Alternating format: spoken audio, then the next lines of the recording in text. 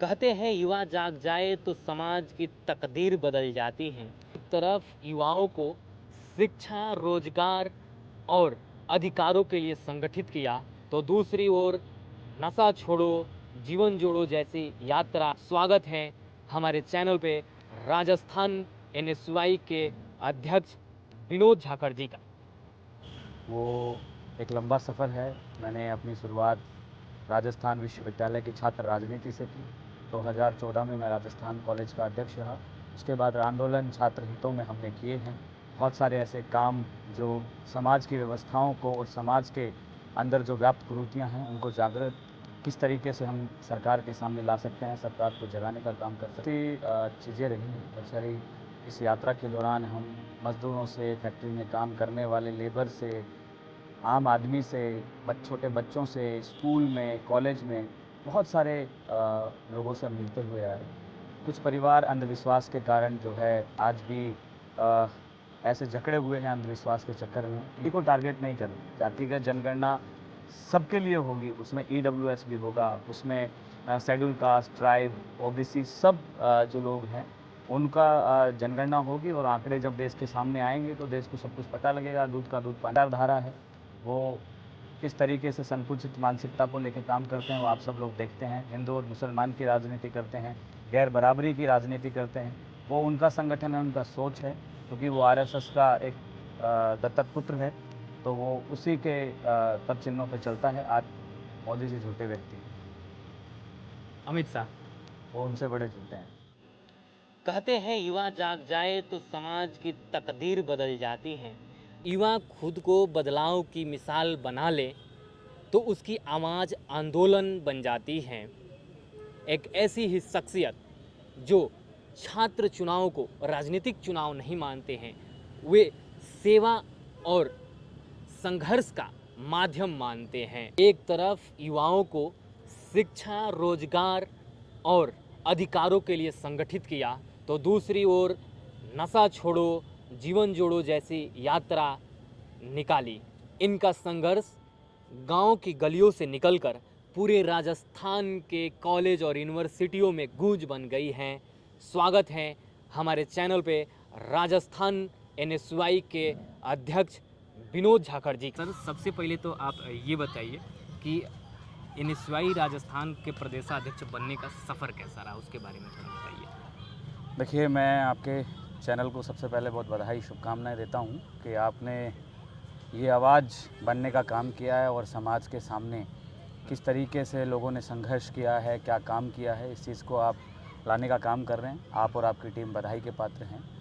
रही बात एनएसवाई का अध्यक्ष बनने का जो सफ़र है, वो एक लंबा सफ़र है। मैंने अपनी शुरुआत राजस्थान विश्वविद्यालय की छात्र राजनीति से की।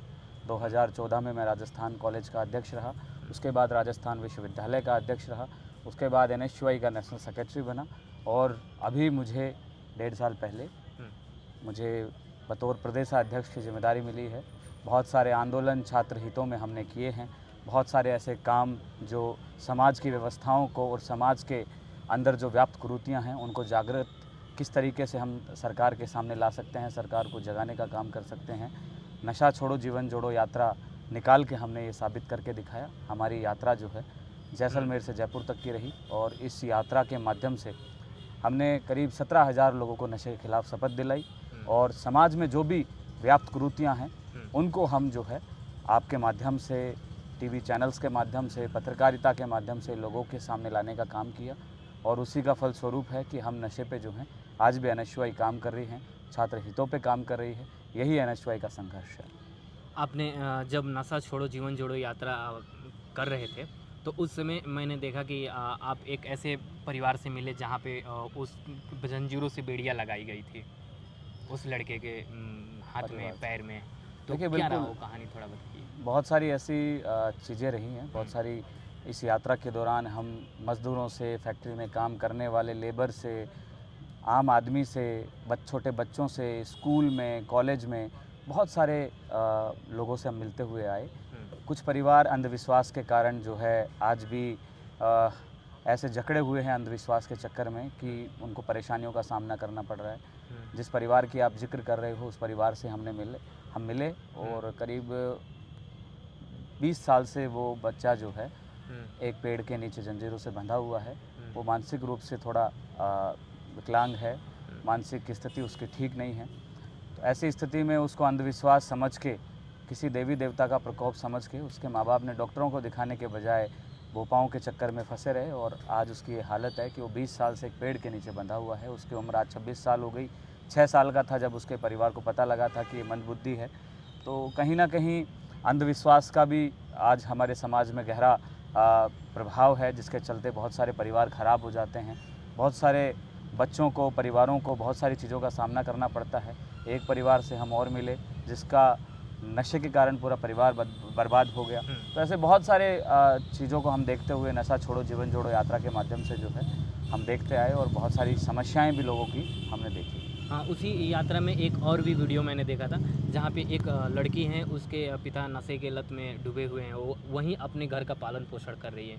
उसकी क्या कहानी रही, थोड़ा बताइए। कहानी यही है कि उसके जो पिताजी थे नशे के चक्कर में फंस गए और पैसा था नहीं, नशा नहीं मिलने के कारण वो जो है सुसाइड करते हैं। फिर उनकी पत्नी जो है मानसिक रूप से बीमार हो जाती है, उसको भी डायन और चुड़ैल बता के एक पेड़ के नीचे बांध दिया जाता है। बांधने के बाद करीब 3 साल तक वो जो है उस पेड़ के बंधी रहती है। फिर वहाँ के लोगों को पता लगता है, वहाँ एक पत्रकार हैं अशोक जी सेरा, उनके माध्यम से उस महिला का इलाज करवाया जाता है। आज भी वो पूर्ण रूप से ठीक नहीं है, लेकिन कुछ हद तक उसको जो है ठीक होने के चांस मिले हैं और वो कुछ हद तक ठीक भी है। और उनकी बेटी है, करीब 17 साल की होगी, वही अपने छोटे बहन भाइयों का भरण पोषण करती है। तो बहुत सारी स्थितियां जो हैं नशे के कारण भी ऐसे देखने को मिली कि जिनके कारण पूरे परिवार के परिवार बर्बाद हो गए। अच्छा, अभी नेता प्रतिपक्ष राहुल गांधी जी ने जातिगत जनगणना को लेके एकदम प्रमुखता से मुद्दा उठा रहे थे। सरकार ने जातिगत जनगणना करवाने का आदेश भी दे दिया कि जातिगत जनगणना होगा। क्या लगता है कि जातिगत जनगणना होना चाहिए या नहीं होना चाहिए? बिल्कुल होना चाहिए। देखिए, ये समाज, पूरा देश विभिन्न विभिन्न जातियों में, विभिन्न विभिन्न वर्गों में बटा हुआ है। विभिन्न वर्गों के बीच में संघर्ष है, जातीय संघर्ष है। और ऐसी परिस्थिति में जातीय जनगणना जब होती है तो ये पता लगेगा कि कौन लोग कितने हैं और किस सेक्टर में वो कितना काम कर रहे हैं, किस क्षेत्र में उनका दबदबा है, बोलबाला है कि नहीं है, क्या कुछ विशेष लोगों को ही जो है सब कुछ मिला हुआ है। हम किसी जाति को टारगेट नहीं कर रहे हैं। जातिगत जनगणना सबके लिए होगी, उसमें EWS भी होगा, उसमें शेड्यूल कास्ट, ट्राइब, OBC सब जो लोग हैं उनका जनगणना होगी। और आंकड़े जब देश के सामने आएंगे तो देश को सब कुछ पता लगेगा, दूध का दूध पानी का पानी होगा। और ये ज़रूरी भी है। जातिगत जनगणना की प्रमुखता से राहुल गांधी जी ने पहले दिन से मांग उठाई थी और सरकार को आखिरकार झुकना पड़ा। बीजेपी सरकार आज जातीय जनगणना कराने के लिए तैयार हुई है। तो मैं पूरे देश को बधाई देता हूँ कि राहुल गांधी के माध्यम से ये जनगणना शुरू होगी और पूरे देश के सामने जो है वो आंकड़े होंगे कि कहाँ किस जाति को कितना प्रतिनिधित्व मिला हुआ है। क्या लगता है कास्ट सेंसस मतलब जो रिजर्वेशन है, इसके बारे में आप क्या सोचते हैं? देखिए, समाज में आज भी जातीय द्वेष बहुत ज़्यादा फैला हुआ है। गाँव में छुआछूत चरम पे है। और मैं कहता हूँ कि बिल्कुल जब तक जातीय भेदभाव है, जब तक आरक्षण रहेगा, क्योंकि जाति भेदभाव को मिटाने के लिए जो है आरक्षण की व्यवस्था लेके आई गई। आरक्षण की व्यवस्था गरीबी उन्मूलन कार्यक्रम नहीं है, गरीबी मिटाओ कार्यक्रम नहीं है। ये एक जातीय जो पलड़ा ऊपर नीचे है, असंतुलित है, उनको संतुलन में लाने का काम है।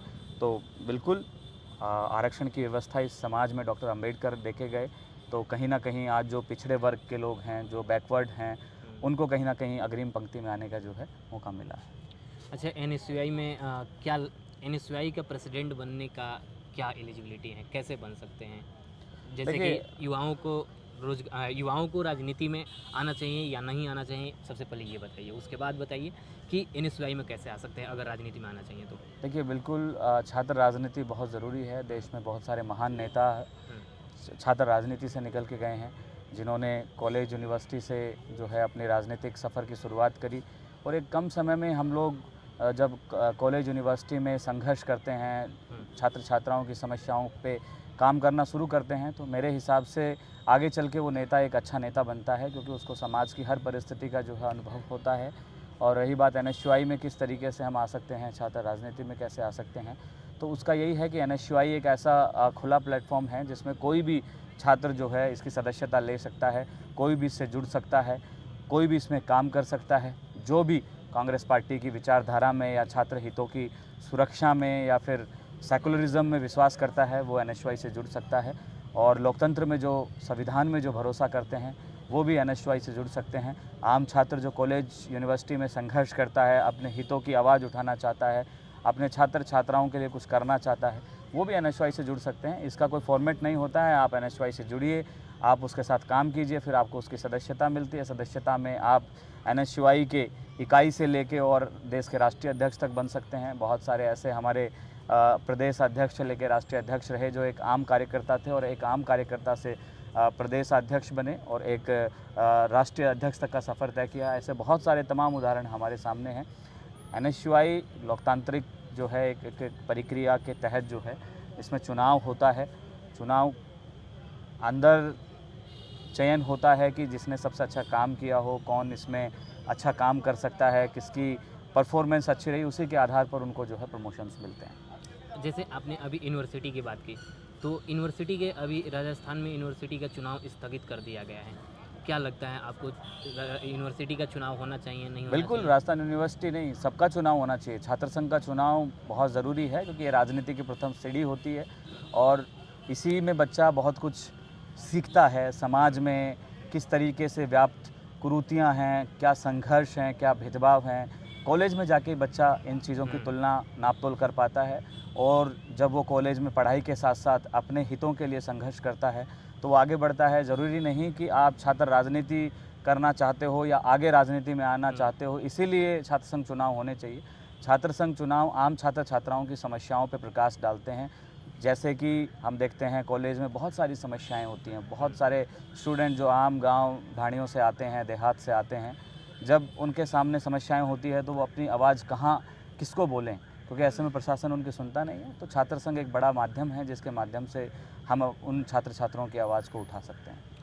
अच्छा, मैंने एक आपका पोस्ट देखा था कि गाय से आप हाथ धर के गले मिल रहे हैं, ऐसा कुछ था, प्रतीत हो रहा था। तो क्या जानवरों से प्रेम है आपको ज़्यादा कुछ? बिल्कुल, सभी को होना चाहिए। ये प्रकृति, ये लोग, ये समाज, जीव जंतु, ये सब कुछ इस सृष्टि का निर्माण करते हैं।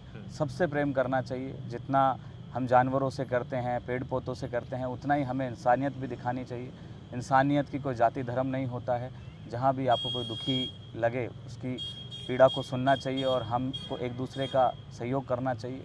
कैसे एक समाज के अंदर एक अच्छा वातावरण हम लोग बना सकते हैं, कैसे इंसानियत के काम आ सकती है, इस पे हमें काम करना चाहिए। अच्छा, ABVP और NSUI में दोनों पार्टी छात्र चुनाव हैं, ये छात्र राजनीति है, इन दोनों पार्टी में क्या अंतर है?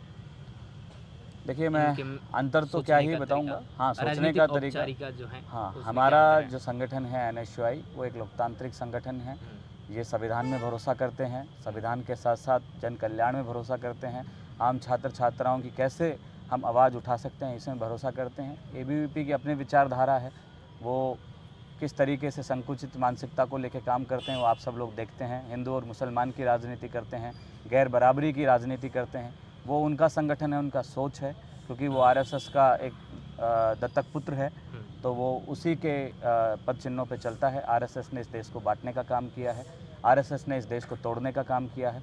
आप कहीं पे भी जाइए, ना उनको इस देश से प्रेम है, ना इस देश के तिरंगे से प्रेम है। 52 साल तक उन लोगों ने अपने हेडक्वार्टर पे कभी तिरंगा नहीं फहराया। तो ये सब आप उनका देश प्रेम देख सकते हैं। आज़ादी में RSS का कोई योगदान नहीं है। हमारे जो फ्रीडम फाइटर्स थे उनको जेल में पहुँचाने का इतिहास जो है, अंग्रेज़ों की मुखबिरी का इतिहास जो है RSS का रहा है। तो आप देख सकते हैं कि जब उनका इतिहास ऐसा है तो उनके दत्तक पुत्र ABVP का कैसा इतिहास रहा होगा और वो कैसे काम करते होंगे। अच्छा, ABVP का कोई नेता आपको, कोई छात्र नेता पसंद है आपको? कोई नहीं, भी ऐसा तो कोई वो नहीं है। हालांकि हम सबसे बातचीत होती है, एक साथ संघर्ष करते हैं, तो मतलब ऐसा वैचारिक कोई रूप जिसकी से राजनीति अच्छी हमारे लग रही मतभेद हैं, बाकी किसी से मतभेद नहीं है। वैचारिक रूप से हमारी लड़ाई है। हम सच के लिए काम करते हैं। हम राहुल गांधी जी जैसा कहते हैं कि डरो मत, काम करो, संघर्ष करो, मेहनत करो, आम आदमी की आवाज़ बनो। उसी विचारधारा पे हम लोग चलते हैं, संविधान में भरोसा करते हैं, संवैधानिक विचारधारा को, संवैधानिक मूल्यों को मानने वाले लोग हैं। अच्छा, अभी राहुल गांधी जी जैसे बिहार गए थे, वो छात्रों से मिलने के लिए न्याय संवाद रैली निकाले थे, उसमें छात्रों से मिलने के लिए जा रहे थे तो उनको रोक दिया गया था, मिलने नहीं दिया जा रहा था। सरकार की कुठाराघात नीति है, वो हमेशा ऐसा ही काम करती है। राहुल गांधी जी को आज नहीं, हमेशा रोकने का प्रयास किया जाता है, क्योंकि वो आम आदमी के बीच में पहुंचते हैं, आम जन के बीच में पहुंचते हैं। कभी वो मोची के घर पे जाते हैं, कभी नाई के घर पे जाते हैं, कभी तेली के घर पे जाते हैं, वो आम किसानों के घर पे जाते हैं, मज़दूरों की फैक्ट्री में जाते हैं, उनकी समस्याएं सुनते हैं, उनके साथ काम करते हैं, सिलाई करने वाली महिलाओं के बीच में जाते हैं, वो हर वर्ग के बीच में जाते हैं। कुली के आप देखा होंगे, अभी हाँ। रेलवे स्टेशन पे भी वो गए, उनकी कुली के समस्याओं बीच को सुनते हैं। और वो लीडर अपोजिशन हैं देश में, तो कैसे उनकी समस्याओं का निवारण वो कर सकते हैं, उनके लिए वो काम भी करते हैं। तो है मेरा ये सवाल कि ये राजस्थान में या हर जगह पे, हर राज्यों में पेपर लीक का बड़ा मामला आ रहा है, इसके बारे में आप क्या सोचते हैं? इस पे कठोर कानून बनना चाहिए। पेपर माफियाओं के खिलाफ जो है मजबूती से कार्रवाई होनी चाहिए। ये समाज में एक ऐसी बीमारी है जो कहीं ना कहीं हमारे युवा वर्ग को नुकसान पहुंचाता है। आम देहात गांव से आने वाले बच्चे बहुत मेहनत करके पेपर पास करते हैं, और कुछ माफिया आके उस पेपर को रद्द कराने के काम करते हैं, क्योंकि पेपर आउट होता है, लीक होता है, तो पेपर रद्द होता है, और ऐसे में हमारे नौजवान हताश हो जाते हैं। अच्छा, एक और सवाल है मेरा कि हर राज्यों में अलग अलग कई जगह से वीडियो आ रहे हैं कि भाषा को लेकर बड़ा प्रताड़ना किया जा रहा है कि आप महाराष्ट्र में हो तो मराठी बोलो, आप बंगाल में हो तो बंगाली बोलो, ऐसे करके आ रही हैं कई सारी वीडियो। इसके बारे में आप क्या कहना चाहेंगे? सबको अपनी भाषा से प्रेम होना चाहिए, लेकिन किसी को प्रताड़ित नहीं किया जाना चाहिए। देश हमारा एक है, विभिन्न विविधताओं वाला देश हमारा हिंदुस्तान है। विभिन्न गुलदस्तों के अंदर एक सजाया हुआ बहुत सारे भिन्न भिन्न तरीके के फूल हैं, उनको सजाए हुए गुलदस्ते में हिंदुस्तान है। साउथ में अलग भाषा बोली जाती है, नॉर्थ ईस्ट वेस्ट में अलग भाषा बोली जाती है। तो भाषा के नाम पे हिंदुस्तान में कुछ नहीं होना चाहिए। यही हमारी देश की खूबसूरती है, बिल्कुल अलग हमारे अलग देश जगह। की खूबसूरती। अच्छा, अब रैपिड फायर है, 2-4 नेताओं के नाम हैं जिनको मैं बोलूँगा, नेता का नाम रखूँगा, आपको बताना है। सबसे पहले आप NSUI बताइए। NSUI national student union of India एक खुला मंच है जहाँ पे कोई भी छात्र जुड़ सकता है और अपने हक अधिकारों की आवाज़ उठा सकता है। सचिन पायलट। कोई बहुत अच्छे नेता हैं, जननायक हैं। राहुल गांधी। वो भी बहुत बड़े हमारे, एक तरीके से हम कहें कि संगठन के सबसे हमारे कदावर नेता हैं। साथ में एक ईमानदार, निडर और निष्पक्ष व्यक्ति हैं। मोदी जी। मोदी जी झूठे व्यक्ति हैं, अमित शाह। वो उनसे बड़े झूठे हैं। अखिलेश यादव। हाँ, अखिलेश जी अच्छे व्यक्ति हैं, अच्छे नेता हैं। नीतीश कुमार। नीतीश जी भी मोदी जी के ही दोस्त हैं, तो वो भी झूठ बोल के ही राजनीति चलाते हैं। तेजस्वी यादव। तेजस्वी अच्छे व्यक्ति हैं, उन्होंने काम किया है बिहार में। जब तक उनकी सरकार गिराई नहीं गई थी, उन्होंने बहुत से नौजवानों के लिए नौकरी देने का काम किया और बहुत अच्छी सरकार उन्होंने चलाई। भजनलाल शर्मा। भजन लाल जी अभी सीखने का समय है, उनका भी समय लगेगा। हमारे प्रदेश के मुखिया हैं, लेकिन अभी समय लगेगा। ऐसे ही किसी को मुख्यमंत्री नहीं बनाया जाना चाहिए, इसके लिए एक योग्यता होनी चाहिए। चिराग पासवान। चिराग जी को भी बहुत कुछ सीखने की आवश्यकता है। तेज प्रताप यादव।